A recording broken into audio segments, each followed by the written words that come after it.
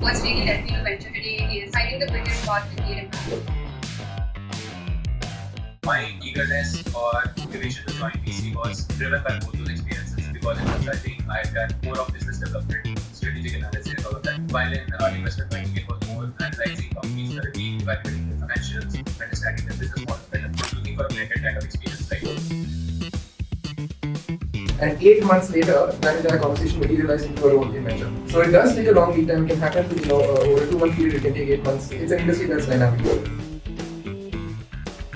Which is why we are here today. I think all the paths are very, very unconventional. I have seen 10 people having 10 different paths. People entering venture. The interesting story would be, so I used to work at Rebel Foods. We used to have board meetings inside our office.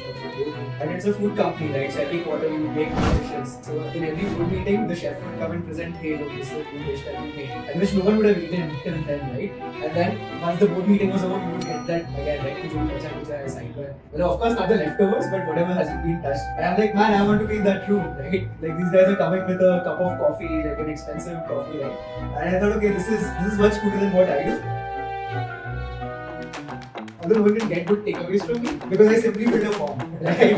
Like I filled a Google form that Blume's hiring, and I'm like, okay, let's apply. Nothing to lose, right? Shoot your shot. So I mean, it's a lot about waiting, and I think Paul Graham has this theory of surface area of luck, right? So my surface area of luck was, okay, 3 startups, 4 geographies, 0 to let's say 40 crores a month, multiple roles. And then also with whatever savings I had started angel investing. Not too many, but with good stuff that builds a network out, right? So I had people to talk about, I had experiences to talk about during my interview process. So that helped a lot. So Marmik's primary motivation was the variety of food.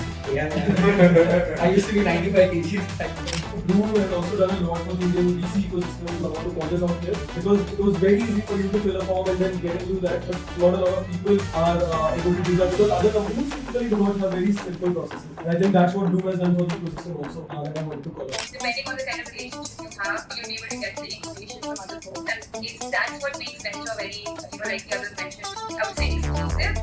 It's very hard to break in because it's just so tight. And I was speaking to friends people that your network compounds and the bigger it gets, the harder it gets for others to break in. If you're a fresher and you're looking at gaining great experience right out of undergrad, then perhaps hustle for a 2-year pre-MBA analyst. Because in my opinion, that is something that is a lot more valuable than an actual MBA. I think there's this glamour aspect to it, which means a lot of people want to do it. And not really seeing whether it is something you want to do. Like Keshav said, that you have to see whether this is exciting to you. Like, going deep into one particular problem statement or something like that, or like slightly more top-down, more horizontal, learning about different business models. I think innovation is basically one thing that helps you create change in the most efficient, affordable, and sustainable way. Right? And that's what I think is really the reason I want to work with startups and innovation. So find that one reason that you want to do this and really believe in it before getting into it. Don't get into it.